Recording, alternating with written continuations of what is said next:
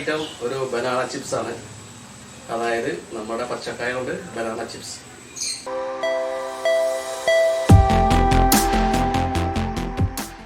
Banana chips ഉണ്ടാക്കാനുള്ള raw banana വെച്ചിട്ടുണ്ട്. പിന്നെ കുറച്ച് മഞ്ഞപ്പൊടി വെച്ചിട്ടുണ്ട്. അതേപോലെ തന്നെ വെള്ളം എടുത്ത് വെച്ചിട്ടുണ്ട്. ഇത് കട്ട് ചെയ്ത് കഴുകി ക്ലീൻ ചെയ്യാൻ വേണ്ടിയിട്ട് വെള്ളം.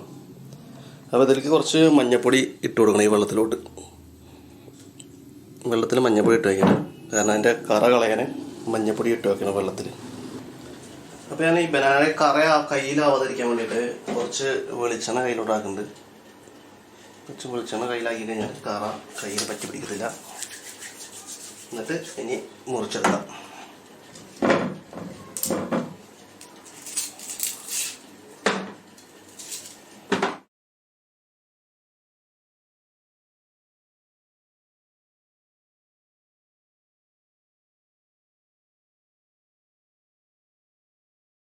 ബനാന എല്ലാം ക്ലീൻ ചെയ്തെടുത്തിട്ടുണ്ട്. അത് ഈ മഞ്ഞപ്പൊടി ഇട്ട വെള്ളത്തിൽ ഈ ബനാനൊക്കെ ഒന്ന് കഴുകിയിട്ട് കറയൊക്കെ ഒന്ന് കളഞ്ഞു. കംപ്ലീറ്റ് കറയൊക്കെ ഒന്ന് 2-3 പ്രാവശ്യം വാഷ് ചെയ്ത് കഴുകി വൃത്തിയാക്കി എടുക്കാം. അപ്പോൾ ഈ കായയുടെ വെള്ളമൊക്കെ ഒന്ന് ഊർന്ന് പോകാൻ വേണ്ടിയിട്ട് ഈ ഓട്ടപാത്രത്തിലോട്ട് ഇട്ട് വയ്ക്കാം.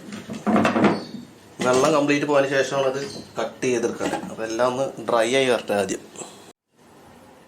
അപ്പോൾ കായ കട്ട് ചെയ്തെടുക്കാൻ പോകണം. കത്തി നല്ല ഷാർപ്പായിട്ടുള്ള നൈസ് കത്തി എടുത്തിട്ടുണ്ട്. അപ്പോൾ നമുക്ക് ഇനി കായ നൈസായിട്ട് അരിഞ്ഞെടുക്കണം.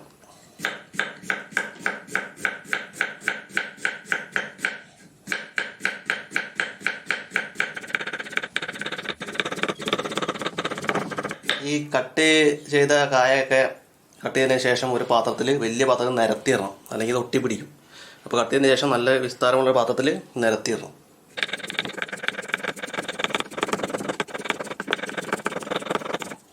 കട്ട് ചെയ്ത് ഒരു പാത്രത്തോട്ട് മാറ്റി വെച്ചിട്ടുണ്ട്.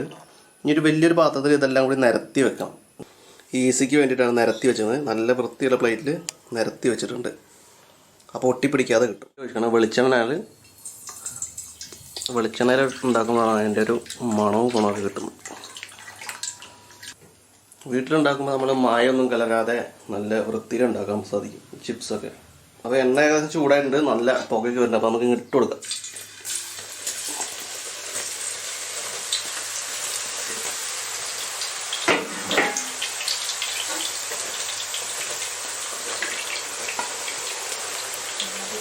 ഇങ്ങനെ ഇളക്കി കൊടുക്കാം, അല്ലെങ്കിൽ ഒട്ടിപ്പിടിക്കും. അപ്പോൾ അങ്ങനെ ഇളക്കി സെപ്പറേറ്റ് ചെയ്ത് പോകും. പിന്നെ ഏകദേശം മൂത്ത് വരുമ്പോഴാണ് നമ്മൾ ഇതിനകത്തോട്ടാണ് നമ്മൾ കുറച്ച് ഉപ്പിൻ്റെ സാൾട്ട് വാട്ടർ ഒഴിച്ച് കൊടുക്കേണ്ടത്. സാൾട്ട് പിടിക്കണമെങ്കിൽ ഉപ്പുവെള്ളം ഒഴിച്ച് കൊടുക്കണം ഇതിനകത്തോട്ട്.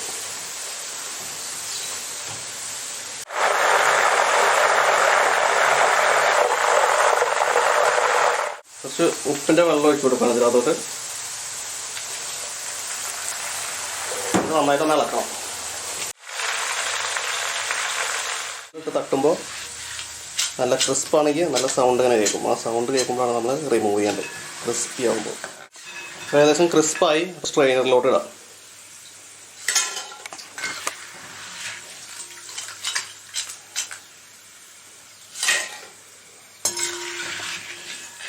ചിപ്സ് കോരി നമ്മൾ സ്ട്രെയിനറിൽ എണ്ണ പോകാൻ വേണ്ടി വെച്ചിട്ടുണ്ട്. അതോടെ കുറച്ച് കറി ലീഫ് വറുത്ത് കോരിയെടുക്കാം.